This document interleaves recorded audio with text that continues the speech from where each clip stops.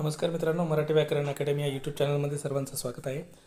या ठिकाणी paper 2 CTET paper 2 आणि जी काही भाषा आहे तर ती मराठी भाषा आहे आणि ती देखील दुसरी भाषा जर त्या ठिकाणी निवडलेली असेल, मराठी दुसरी भाषा आणि पेपर दुसरा दुसरी भाषा मराठी निवडली असेल तर त्यामध्ये प्रश्न क्रमांक 121 ते 150 पर्यंत प्रश्न या ठिकाणी आहेत। ते आपण त्याची जी काही संभाव्य उत्तरे आहेत ती आपण बघणार आहोत। मित्रांनो, या ठिकाणी संभाव्य यासाठी म्हणतोय की काही प्रश्नांचं त्या ठिकाणी संदिग्धता जी आहे तर ती असणार आहे, त्यामुळे कुठल्याही प्रकारे आपण त्या ठिकाणी सांगत नाही आहे की हेच उत्तर या ठिकाणी योग्य असेल। काही प्रश्नांचं म्हणतोय मी, सर्वच नाही तर काही प्रश्न या ठिकाणी त्या ठिकाणी संभाव्य असणार आहे, त्यामुळे तुम्ही देखील त्या ठिकाणी उत्तरे सांगू शकता। एखादा क्वेश्चन त्या ठिकाणी जर माझे उत्तर त्या ठिकाणी जर काही चुकत असेल तर तुम्ही कमेंटच्या माध्यमातून त्या ठिकाणी सांगू शकता। चला तर सुरुवात करूया। त्यापूर्वी तुम्ही चॅनलला नवीन असाल तर चॅनलला सबस्क्राईब करा, लाईक करा आणि शेअर करा। चला तर पहिला प्रश्न बघूया। या ठिकाणी सुरुवातीला एक पॅराग्राफ या ठिकाणी आहे, जे आज पालकत्वासमोर अनेक आव्हानं उभी आहेत। तर हा व्हिडिओ त्या ठिकाणी फास्ट घेण्याचं एक तात्पर्य आहे की खूप काही मित्रांच्या या ठिकाणी कमेंट आलेले आहे की भाषा दुसरी एकट्या मराठी असल्याकारणाने ती त्याची आन्सर की जी आहे तर ती आम्हाला लवकर उपलब्ध करून द्या। त्याचप्रकारे आपण हे पॅराग्राफ जो आहे तर तुमच्याजवळ तो प्रश्नपत्रिका आहे, त्यामुळे तुम्ही त्यामधून बघू शकता।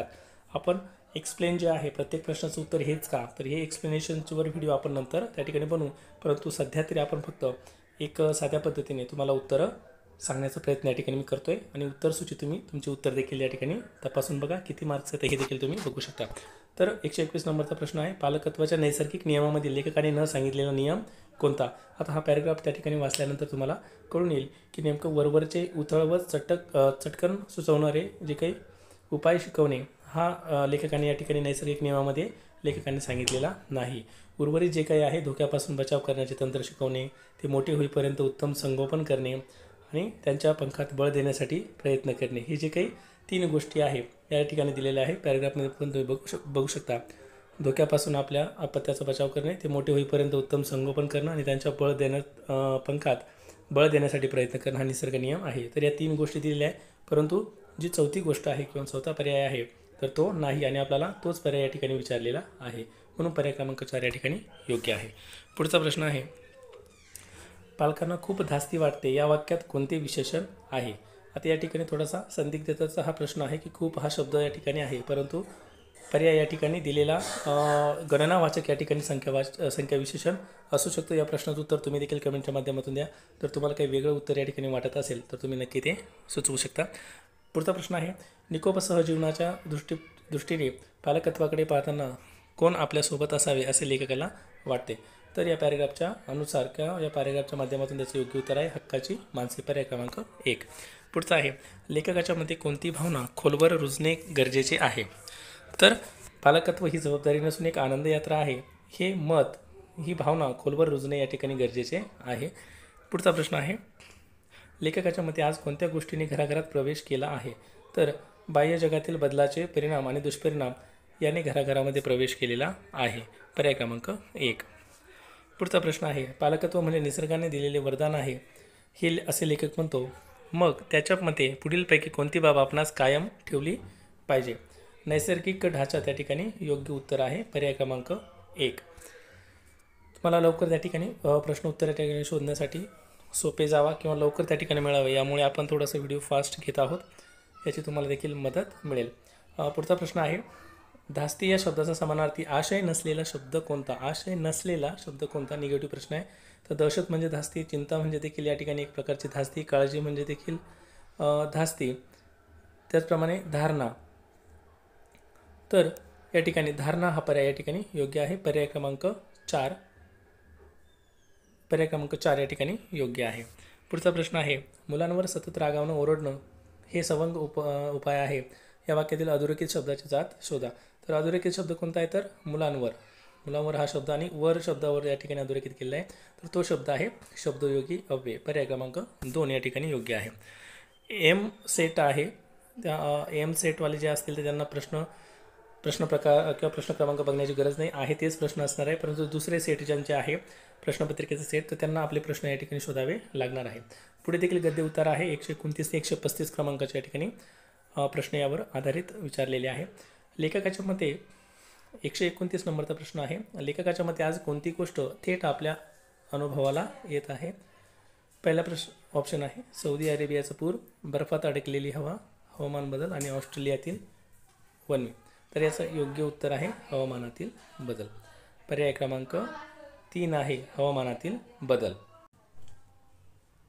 पुढचा प्रश्न आहे लेखकाच्या मते जग, भारत आणि महाराष्ट्रात कोणत्या गोष्टीचे परिणाम दिसू लागले आहेत? तर हरितवायू उत्सर्जन हा परिणाम त्या ठिकाणी दिसू लागले आहेत. पुढचा प्रश्न आहे हवामान बदल हे सर्वात मोठं आव्हान आहे, या वाक्यातील अधोरेखित शब्द काय आहे? तर हवामान बदल हे सर्वात मोठं म्हणजे अधोरेखित केलेलं शब्द आहे मोठं आव्हान. तर आव्हान या ठिकाणी नाम आहे आणि नामाचे जे विशेषता सांगता तर ते विशेषण असतं, म्हणून मोठं हे काय आहे तर विशेषण शब्द आहे. पुढचा प्रश्न आहे प्रदूषण वाढले आणि शहरे सुजायला लागली, या वाक्यातील सामान्य नाम ओळखा. तर यामध्ये सामान्य नाम आहे शहर.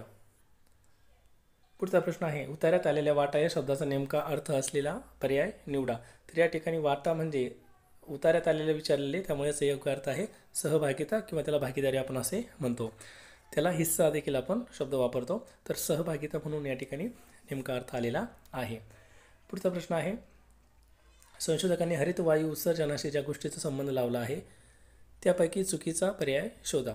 तर चुकीचा पर्याय आहे वाढते तापमान बरोबर आहे, वितळणारी हिमशिखरं देखील बरोबर आहे, पृथ्वीच्या तापमानात होणारी वाढ देखील बरोबर आहे, परंतु समुद्र पातळीत होणारी घट हे त्या ठिकाणी चुकीचे आहे, कारण समुद्र पातळीत देखील वाढ होत आहे. म्हणून पर्याय क्रमांक 4 या ठिकाणी आपलं उत्तर असणार आहे. पुढचा प्रश्न आहे लेखकाच्या मध्ये कोणत्या गोष्टीत वाढ झाली आहे? तर हवेतील कार्बन डायऑक्साईडचे प्रमाण यामध्ये वाढ झालेली आहे. तर अशा प्रकारचे 15 प्रश्न जे होते तर ते या ठिकाणी संपलेले आहे. आता अध्यापनशास्त्रावर आधारित 15 प्रश्न आपण बघू आणि त्याचे उत्तर देखील बघणार आहोत. पुढचा प्रश्न आहे 136 क्रमांकाचा. तर 136 क्रमांकाचा जो प्रश्न आहे तर तो आहे पुढीलपैकी कोणती पद्धती मौखिक सराव आणि भाषेच्या मूलभूत घटकात नैपुण्य याला भाषा अध्ययनाचा अनिवार्य भाग मानते? तर याचं योग्य उत्तर आहे श्रव्य भाषिकता. पर्याय क्रमांक 1 या ठिकाणी योग्य आहे. आज आपण याचं विश्लेषण जे काही आहे ॲनालिसिस आहे ते आपण करणार नाही किंवा त्याचं जे काही माहिती आहे त्या उत्तराची ते आपण पुढच्या व्हिडिओमध्ये या ठिकाणी बघू. सध्या फक्त तुम्हाला एक आन्सर की किंवा पर्याय कोणकोणते आहे बरोबर ते आपण सांगणार आहोत. तसेच संभाव्य उत्तरे देखील तुम्ही तयार करू शकतात. पुढचा प्रश्न आहे इलाम हा इयत्ता 7वीचा विद्यार्थी असून त्याला कन्नड, मराठी, हिंदी आणि इंग्रजी भाषा बोलता येतात. घरी आपल्या पालकांशी तो या 4ही भाषेत मुक्तपणे बोलतो आणि वर्गात तो हिंदी, कन्नड आणि इंग्रजीतून बोलतो, कारण या भाषा त्याच्या मित्रांना व शिक्षकांना अवगत आहे. त्याचे कौशल्य म्हणजे कोणते? तर पर्याय आहे भाषेची सार्वत्रिक क्षमता, कोड मेशिंग, भाषा बदल आणि आंतरभाषिकता. तर यामध्ये 137 क्रमांकाचा जो काही प्रश्न आहे तर त्याचं योग्य उत्तर आहे भाषेची सार्वत्रिक क्षमता. पर्याय क्रमांक 1. पुढचा प्रश्न आहे भाषा शिक्षणाच्या संदर्भात कोणते विधान योग्य आहे? भाषा शिक्षणाच्या संदर्भात कोणते विधान या ठिकाणी योग्य आहे? तर पर्याय क्रमांक 3 या ठिकाणी योग्य असणार आहे. मूळ प्रथम भाषेचे ज्ञान द्वितीय भाषा शिकण्यात मदतरूप ठरते. पर्याय क्रमांक 2 या ठिकाणी योग्य आहे. इतर सेंटेन्स जर तुम्ही बघितले तर त्यामध्ये तुम्हाला तफावत आढळून येईल. पुढचा प्रश्न आहे शब्दसंग्रह शिकवण्यासाठी शिक्षिका वर्गात स्वयंपाक घरातील चमचा, प्लेट, भांडी, डबे आणि तवा घेऊन येते. भाषा शिक्षणात या वस्तूंना काय म्हणता येईल? तर भाषा शिक्षणात या वस्तूला काय म्हणता येणार आहे? तर त्याला वास्तविकता आपण म्हणतो, ज्याला रेलिया देखील नाव आहे. तर रेलिया म्हणजे काय? तर अध्यापनात वापरण्यात येणाऱ्या जीवनातील वास्तव ज्या काही गोष्टी आहे, रिॲलिटी जे काही आहे किंवा वास्तविकतेच्या ज्या काही गोष्टी असतात त्याला रेलिया असे म्हटलं जातं. म्हणजेच पर्याय क्रमांक 2 या ठिकाणी योग्य आहे. पुढचा प्रश्न आहे निर्देशक ज्ञान डिक्लेरेटिव्ह नॉलेज म्हणजे काय? तर याचं योग्य उत्तर आहे चिकित्सक विश्लेषण. डिक्लेरेटिव्ह नॉलेज या प्रश्नाचं उत्तर आहे व्याकरणिक घटक सोडवणे. म्हणजेच पर्याय क्रमांक 4 या ठिकाणी योग्य आहे व्याकरणिक घटक सोडवणे. पुढचा प्रश्न आहे विद्यार्थ्यांना विषयाचे नीट आकलन होण्यासाठी अपेक्षित विषयांच्या विरुद्ध दृष्टिकोनाचा परिचय त्यांना करून दिला जातो. या उपक्रमातून विद्यार्थ्यांच्या कोणत्या कौशल्याला उत्तेजन मिळते? तर पर्याय क्रमांक 1 चिकित्सक विश्लेषण एक ॲनालिसिस करायला त्या ठिकाणी ते त्यांना सुरुवात किंवा मदत त्या ठिकाणी होत असते. पर्याय क्रमांक 1. पुढचा प्रश्न आहे भाषा सार्वत्रिकता म्हणजे काय? भाषा सार्वत्रिकता म्हणजे काय असा प्रश्न या ठिकाणी दिलेला आहे.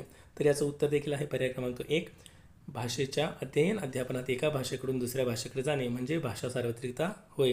तर भाषा सार्वत्रिकता असे म्हटलं जातं.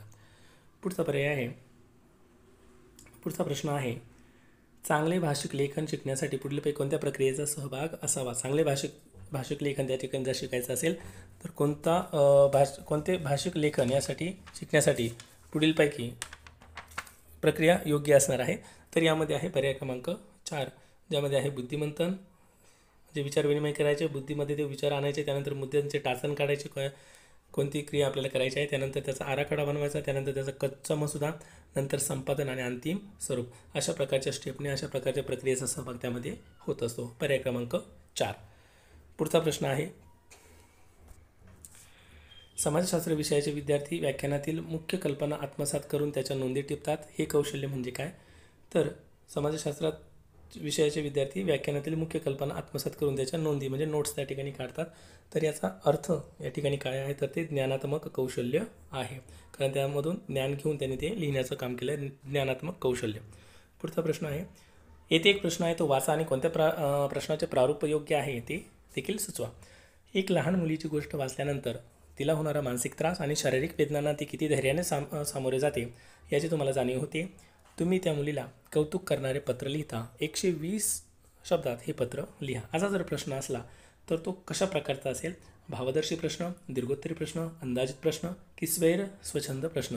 तर याचं योग्य उत्तर आहे भावदर्शी पत्र. पर्याय क्रमांक 1 या ठिकाणी योग्य आहे. पुढचा प्रश्न आहे, 8वीच्या वर्गातील शिक्षिका 5 वाक्यांचा इंग्रजी मजकूर वाचते आणि मुलांना काळजीपूर्वक ऐकायला सांगते. यानंतर ती मुलांना 4-4च्या गटात बसून तोच मजकूर वेगळ्या प्रकारे जवळच्या विद्यार्थ्याला सांगायला लावते. ही कृती म्हणजे कोणती? तर या प्रश्नाचं योग्य उत्तर आहे सामूहिक लेखन या ठिकाणी आहे. या ठिकाणी श्रवण कार्य आणि सामूहिक लेखन किंवा सामूहिक श्रुतलेखन अशा प्रकारे देखील उत्तर असू शकतं.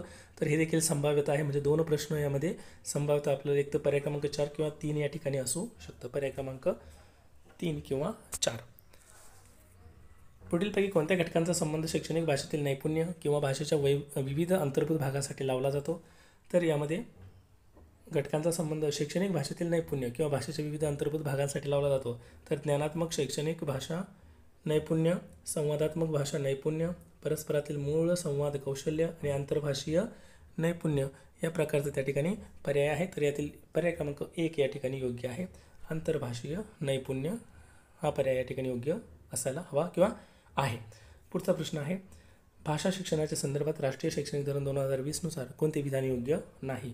कोणते विधान योग्य नाही म्हणजेच निगेटिव्ह प्रश्न या ठिकाणी विचारलेला आहे. तर यामध्ये पर्याय क्रमांक 1 या ठिकाणी बरोबर आहे. त्रैभाषिक धोरणानुसार एका अभिजात भाषेचा अभ्यास हे सूत्र या धोरण योग्य, हे विधान या ठिकाणी धोरणानुसार नाही. पर्याय क्रमांक 1 या ठिकाणी आपलं उत्तर असणार आहे. पुढचा प्रश्न आहे, त्रिभाषा धोरणाच्या संदर्भात पुढीलपैकी कोणते विधान योग्य आहे? तर या ठिकाणी 4 वाक्य या ठिकाणी दिलेले आहे. यापैकी पर्याय क्रमांक 4 योग्य आहे. सर्व मुले त्यांच्या शिक्षणाची सुरुवात त्यांच्या मातृभाषेत घरच्या भाषेत करतात आणि हायस्कूलचे शिक्षण पूर्ण होईपर्यंत किमान 2 अधिक भाषा संपादित करतात. पर्याय क्रमांक 4 या ठिकाणी योग्य आहे. पुढचा प्रश्न आहे, शिक्षणाचे फलित विद्यार्थ्याला मदतरूप ठरते. लक्षणीय व्याकरणिक ज्ञान संपादन करण्यास, लक्षणीय क्षमता साध्य करण्यास, सर्व कौशल्याची किमान पातळी आत्मसात करण्यास आणि लक्षणीय भाषा घटक आत्मसात करण्यास. तर या ठिकाणी शिक्षणाचे फलित म्हणजे जे काही उपयोग आहे तर तो विद्यार्थ्याला कशा प्रकारे उपयोग ठरतो? तर त्याची लक्षणीय जी काही क्षमता असते ती साध्य करण्यासाठी या ठिकाणी उपयोग ठरत असतो. पर्याय क्रमांक 2 या ठिकाणी योग्य आहे. पुन्हा एक वेळेस तुम्हाला सांगू इच्छितो की मी जे सांगितले त्या ठिकाणी उत्तरे आहेत तर ती संभाव्य आहे. यामध्ये कमी किंवा जास्त या ठिकाणी होऊ शकतात. काही मित्र या ठिकाणी कमेंटच्या माध्यमातून काही वेगळं त्या ठिकाणी सांगण्याचा प्रयत्न करतात, परंतु जरी त्यांनी केलेली जी काही टीका असेल तरी आपल्याला त्या टीकाशी या ठिकाणी काही फरक पडत नाही. परंतु जे सांगण्याचं तात्पर्य एकच आहे की संभाव्य उत्तरे आहे, यामध्ये मागे पुढे किंवा चूक बरोबर या ठिकाणी काही प्रश्न होऊ शकतात. यामुळे तुम्ही देखील या ठिकाणी काळजी घ्यायची आहे. तर व्हिडिओ कसा वाटला कमेंटच्या माध्यमातून नक्की कळवा आणि चॅनलला नवीन असाल तर सबस्क्राईब करा, लाईक करा, शेअर करा. थँक्यू.